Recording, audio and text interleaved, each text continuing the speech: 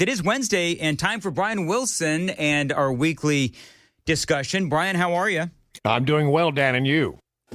Well, we got to get through all of this content. It's been a very busy week so far. Man. So, I mean, it's like trying to drink water out of a fire hose lately, isn't it?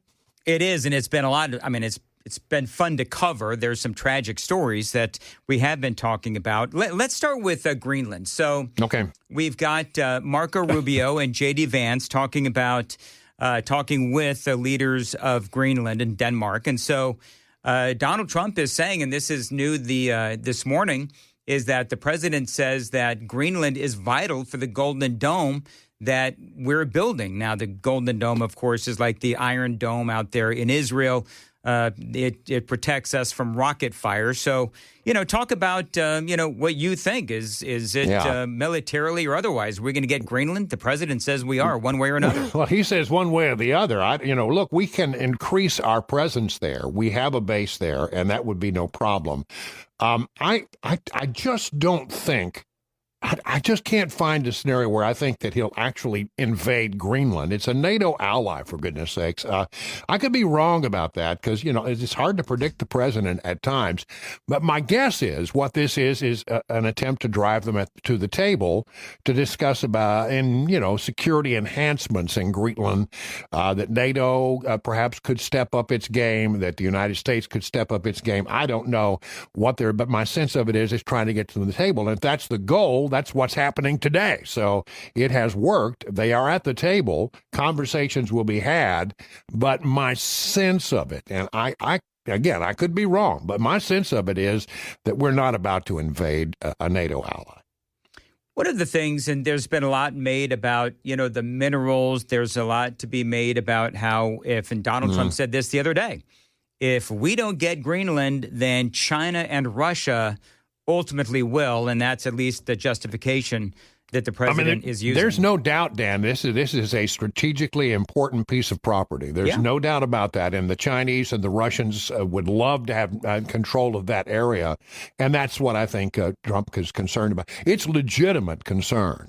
But how you go about it, it seems to me, is going to be very interesting. My guess is that these talks will end up with that enhanced agreement between the United States and Greenland that will allow the United States to protect its interest. All right, let's go to Iran. And I've been covering this for months, for years, really. But, let's talk about Iran. You're talking about thousands apparently now dead. I've seen numbers anywhere from like 2,000. Some are saying up to 10,000. I don't know because, as you know, Iran is very secretive these days about this. There's been an internet blackout and so forth. But, today there is supposed to be an execution. Donald Trump has said there's going to be big problems if you execute this protester. And as I said yesterday, if they do end up hanging this dude from a crane, that's going to be a big middle finger to Donald Trump. Yeah, I don't think that will happen. I think the Iranians are smart enough to make sure that doesn't happen. We'll see. One thing about what's going on in Iran is that the people who are on the streets are truly heroic. I mean, really, talk about heroism. It is a death sentence to go out and criticize, Ayatollah Khomeini, and they go out there and they do it. And look, I think it's time for change in Iran. I hope that there is a change. I hope that it can be done. It's not going to be done without some bloodshed, and apparently there has already been some of that. But if there's going to be another military action somewhere around the world, it would seem to me that Iran is the one. There are, I noticed, no aircraft carriers, particularly in region, to carry out an attack or to help carry out an attack. We got a lot of bases in that part of the world, so I don't think that would be necessary. I don't think it's boots on the ground. I think it's very similar to what you saw in Venezuela, a strategic strike to take out, targets that we've always been concerned about. And I think I would not be surprised if Israel were involved in it in some way. Just observations, and I've gone all over this, but, you go and you look at Iran back pre-1979, and it was, basically very Western. Yeah. It was very Westernized culture, and they had a strong economy and so forth. The Islamic Republic comes in, And now women have very little freedoms. They have to wear hijabs. They can't go to school. They aren't really able to do much, honestly. And the nation itself is held back by the government because it spends so much money on terrorism. And Iran's economy is just, they've got massive inflation. So the bottom line is they have reasons to be ticked off. But here's my question. All right, so let's say that the government does one way or another stand down and they flee to, some other country. And then Iran is left with a big old power vacuum. And you've got all of these different factions in Iran, including the military. And there is no clear leader waiting in the wings. Yeah, I don't know what the solution is going to be, but I got to tell you, it is remarkable to see this kind of protest going on. And at the end of the day, I think Iran is going to change dramatically. Would it be the former prince who comes in, who's in exile?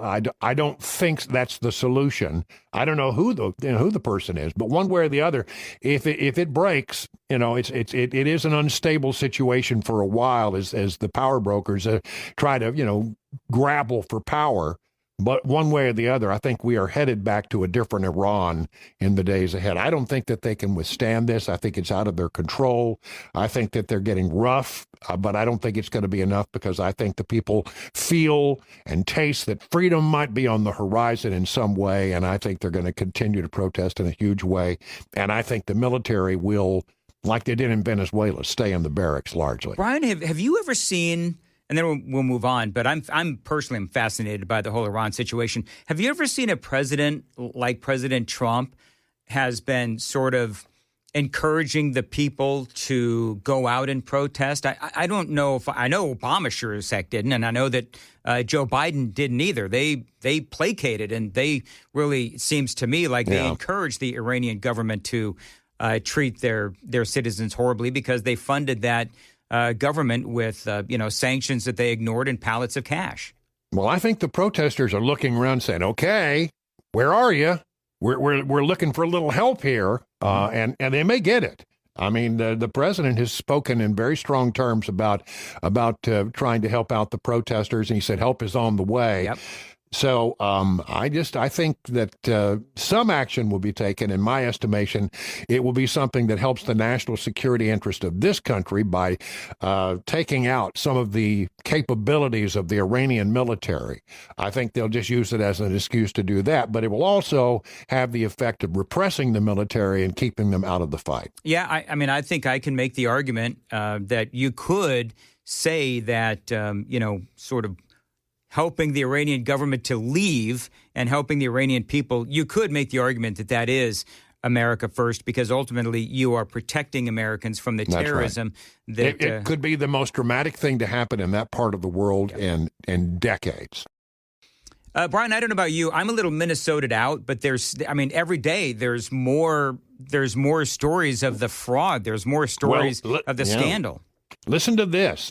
Nick Shirley, that young journalist who broke open the daycare center scandal up there, apparently is about to drop another video. And people who've seen it in advance say that it targets some 900 non-medical transport companies that are owned by Somalis inside Minnesota, 900 of them. Non-emergency transport. These are ambulances that transport people from nursing homes to hospitals, et cetera, that kind of stuff. Well, each of these companies can have up to 20 ambulances, and each ambulance can make $70,000. And if you multiply that out a little back of the envelope math, and I found that could be as much as $4.4 billion a year. And Nick Shirley says these companies are fake companies. They don't exist. And if that happens, it's a another huge scandal involving Somalians who, by the way, are taking this money and shipping it in suitcases back to Somalia, where it is used against the United States' best interest. Isn't that crazy? Yeah. There was one I was reading, there was one Our federal shipment, tax dollars are going against us. That's right. One shipment was like $1 million. And it's all, apparently this is legal to do. But it's just crazy. And I love what Donald Trump is saying. One of the things that he's proposing, as you know, is they're saying, okay, so listen, if you're a Somalian and you're on some sort of government assistance, you're not going to be allowed to send money back to Somalia. Wire it out. And I think that's a good idea. I love that. And I love the Nick Shirley story. I mean, these are companies basically in name only. And they're getting all of this federal taxpayer dollars. I think he's just scratching the surface of what's going on up there. But I read where Scott Bessent, the Secretary of Treasury, says he believes that about 10% of all the money that the federal government sends out in various places is being lost to fraud. That's a huge amount of money. 10%. Yeah, it is nuts. All right, let's talk about the Supreme Court. Yeah. How are you feeling about the tariff, the possibility that the Supreme Court is going to go against Donald Trump on tariffs? Yeah, listen, I think that is the big decision. I understand that 10 o'clock today, there may be some rulings coming down from the high court. The last time we all went on alert, nothing came out of any significance, or not ones we were actually looking for. But it's got to come. And the longer this goes, I think the better it is for Donald Trump, because it suggests that there's a real battle going on in the court for how to decide this one. It will probably be the biggest decision of the Supreme Court this whole year, and it could come today. I don't have a sense of which way it's going to go, but a lot of people who've looked at it said Trump may well lose this one. And if he does, it sort of unhinges everything he's been trying to do to rebuild the economy. There are some ways that they can go at it in a different way that will not come in violation of the law, if there is a violation of the law. They have some things they can do, but it will be a big, big loss for Trump if that happens. And again, look for that to happen about 9 o'clock our time this morning. If it's going to happen today, that's when it will come down. What are the things, Brian, that I find interesting? There does seem to be some mixed messaging coming out of the White House, because you're right. There have been some within the White House that have said, I think Scott Bessent may have even said it. Yeah. Okay, so if the Supreme Court goes against us, there's other things we can do. There's other ways we can go to accomplish the same thing. They're just more cumbersome. But Trump just flat out came out and said America is screwed if the Supreme Court rules against him. It will be a huge loss. And I don't know how this thing's, I don't have a sense of it, except, I've talked to legal experts who put this as one that Trump could potentially lose. I think he's going to do real well on the arguments that were held yesterday with regard to transgendered, men playing on women's sports teams. I think he's going to get a 6-3 ruling out of that. Can I just go down the path here? Yeah. Here's the best moment from that hearing yesterday.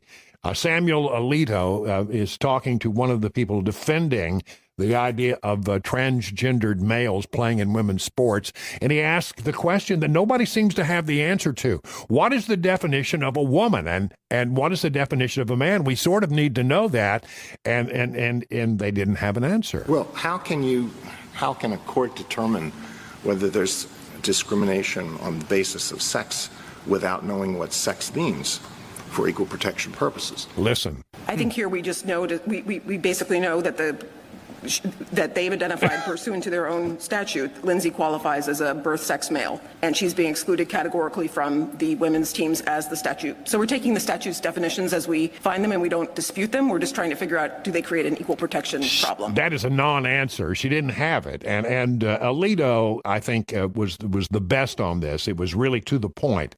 What are you trying to accomplish here? What is a man? What is a woman? And there's a lot of they can't answer it. They don't know. Hey, Brian, let me ask you, with all the stuff going on in Minnesota, and we have all of these things going on across the country with some of these anti-ICE protests, these folks are unhinged. Do you believe that moderate left or independents, do you believe that they are looking at that kind of behavior and they're lumping the entire Democrat Party into that behavior, and that will ultimately work against the Democrats in the midterm elections?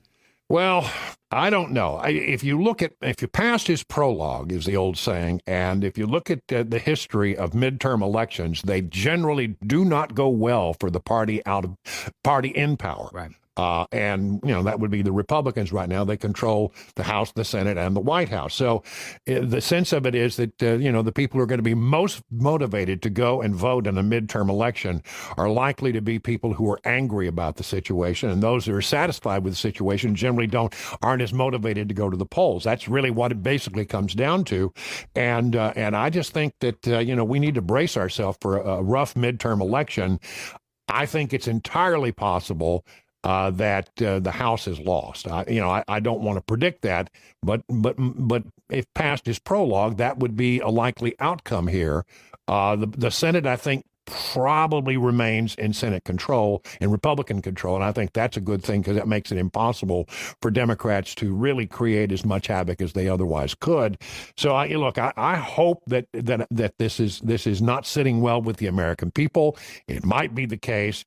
But it's awful hard to overcome this lack of enthusiasm that our side has right now when the other side is angry and very motivated to vote. Real quick, Brian, we've got like 30 seconds left. Inflation remains low. Yeah. There's a lot of folks out there that are, and Brian, as well as I do, there's all kinds of different ways to look at financial numbers, kind of like radio ratings. You can find something bad in every book, or you can find something good in every book. So I see a lot of positive indicators in the economy. Yeah, I mean, this is great news because the prediction was, he's gonna run up inflation. Inflation has remained, the perfect goal is 2%. It's at 2.7%, which is, a tad bit higher than what you want, but it's certainly not 9.1% like we had back in the Biden years. It is defying expectation. Again, Trump is right. If these numbers are correct, that we can do this without running up inflation, and it tends to suggest that maybe there should be a rate cut, but I don't know that we're going to get one, given the fact that Jerome Powell has his backup and the president and he are feuding. But he may not be there much longer, so we'll see what happens. Got any opinion on the investigation into Jerome Powell? I don't know if there's any there, but a lot of people seem to be concerned that it looks a little like retribution. And I don't know if that's the case or not, but I do know this. Interest rates should be coming down, and he's an impediment to that. Yeah, I totally agree. Brian, as always, thank you very much. If news breaks, we'll have you on again. Otherwise, we'll talk to you next Wednesday. State Senate Majority Leader joining us here on Super Talk 99.7, and it is always great to talk to you. And let's get into the new Tennessee legislative session. I don't know if you saw it, Senator, but Channel 5 did. I mean, there's no other way to say it. It was like hyperbolic. I mean, this thing, they were sounding the alarm, Channel 5 was, that Cameron Sexton was working with the very evil and racist Stephen Miller and the Trump administration over immigration policy. And I believe that it was a very biased report. And I'll let people listen to the 5 o'clock hour if they'd like to hear my analysis on it. But I was not happy with Channel 5. So talk a little bit about, and headlines out there today and in the past couple of days, immigration or illegal immigration taking center stage at the Tennessee State House this legislative session. So let's talk about what is going on. What do you know about Cameron Sexton and his discussions with the Trump administration on trying to make Tennessee the model for what states should do regarding immigration? Well, good morning, Dan. Great to be back with you. You're right. We convened the second regular session of the 114th General Assembly yesterday, so we are off to do the people's business, and it's always good to be back up here with our colleagues and continue to make Tennessee the best managed, most conservative state in America. Look, absolutely we are working with the Trump administration. No apology whatsoever in with regards to that. We do want Tennessee to be the model in how to effectively and legally get violent illegal aliens out of our communities. Make no apology for that whatsoever. I did not see the news report. To be clear, I was in meetings and until late last night, so I will go back and watch that. But look, Speaker Cameron Sexton and all of our colleagues up here. Of course, we want Tennessee to be the model. We already are to a large degree, but a big topic of conversation up here with House and Senate leadership is how can we do it better? How can we be more effective to make our communities safer?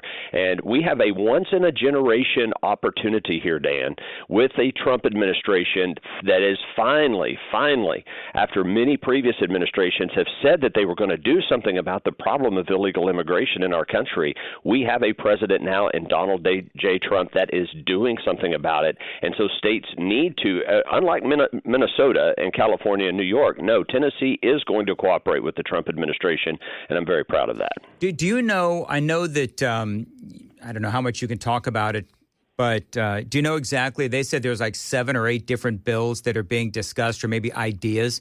Is there anything in particular that strikes you as something that might be most effective in keeping the illegal aliens out of the state of Tennessee?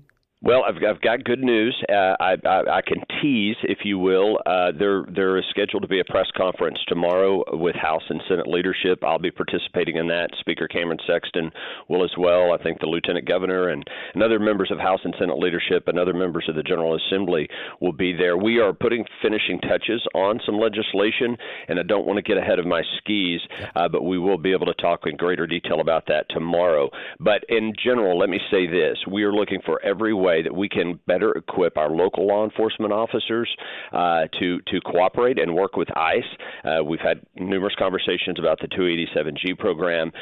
We want to use the phrase from the late, great Phil Valentine. We continue to want to demagnetize. Phil made that term very popular, and I have borrowed it and proudly use it, that we want to demagnetize. First of all, we want to get the illegal aliens out of our state. And number two, we want to send a very clear message. If you come into this country illegally, somehow, and Donald Trump is making that very difficult, but if you somehow manage to get into the country illegally, whatever you do not come to Tennessee. You know, we have been hearing about the illegal aliens, the Somalis, the fraud, and all that stuff going on in places like Minnesota, California, and a lot of these Democrat-run states. And, I mean, obviously, I don't know how much fraud there is in the state of Tennessee regarding any of these illegal aliens, but you know, it's got to be cause for alarm for people all across America to see what has been happening in these blue states. And, you know, when you think about our state, and I'm assuming that we're very careful to ensure that that kind of fraud isn't happening here. We are, but look, anytime you have government, and it's the same with the business. I've run small businesses. I've been a part of large businesses, you know, Cumulus Media or large companies, private sector. Anytime you have a large operation like a state government, you have to be ever vigilant about fraud, because sadly there are criminals out there. There are people who wish to take advantage and to defraud these institutions, be it private sector or public sector. We have an amazing comptroller, Jason Mumpower. He has a staff that do an amazing job of watching our tax dollars and making sure that fraud is, if it does exist, it's being rooted out and those people are being prosecuted. But it's something you can't let your foot off the gas. And so that's part of the conversation we're having now is there anything we need to tighten up when we see what's happening in Minnesota with the blatant fraudulent activity that's taking place? And keep in mind, Dan, that's federal tax dollars that are coming through. So in effect, they're not just robbing Minnesotans. They're robbing all Americans, including Tennesseans, because those billions and billions of federal tax dollars that are being fraudulently stolen from the Minnesota government. So all states should be mindful of that, and I'm proud to say that Tennessee certainly is. And I can't say that there's never any fraud, but if there is, we're going to find it, we're going to root it out, and we're going to stop it. State Senate Majority Leader Jack Johnson is joining us. So I spoke about this yesterday briefly, the grocery tax issue. So if I'm understanding this correctly, the Democrats want to eliminate the grocery tax for low-income folks. Republicans want to basically drop it for everyone. I want to kind of drill down on that just because maybe I'm leaving some holes in this, and so I want to make sure that I get all the details right. All right, Senator Jack Johnson, let's talk about that grocery tax bill. What am I missing? And give me your perspective.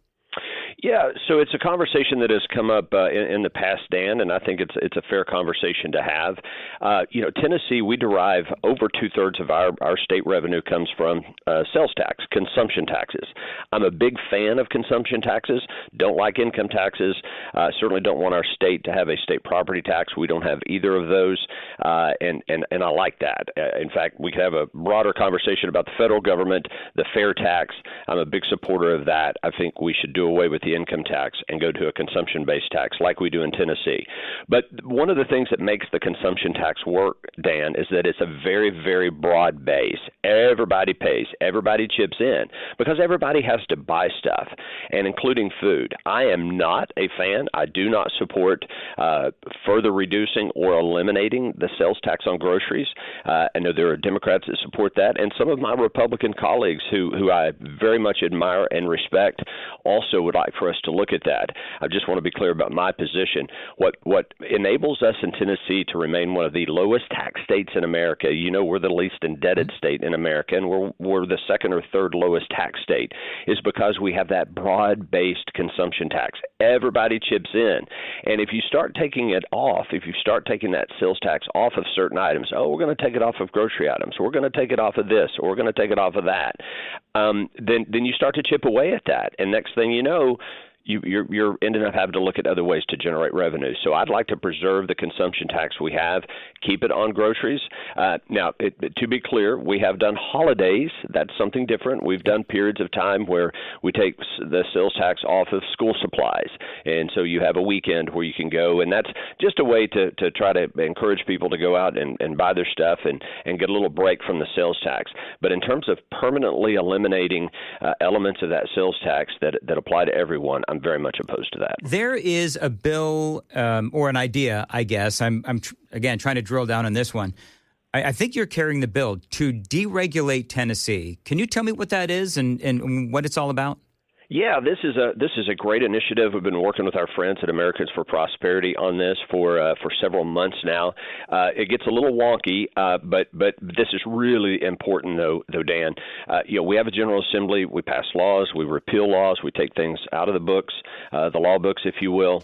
But frequently, when we pass a law that our constituents want us to pass, we have to empower the people that are going to implement that law to promulgate rules. They have to write rules. We can't be, altogether prescriptive in statute when we're passing laws about necessarily how those laws will be implemented. So we empower the agency or department that's going to enforce that law to make the rules.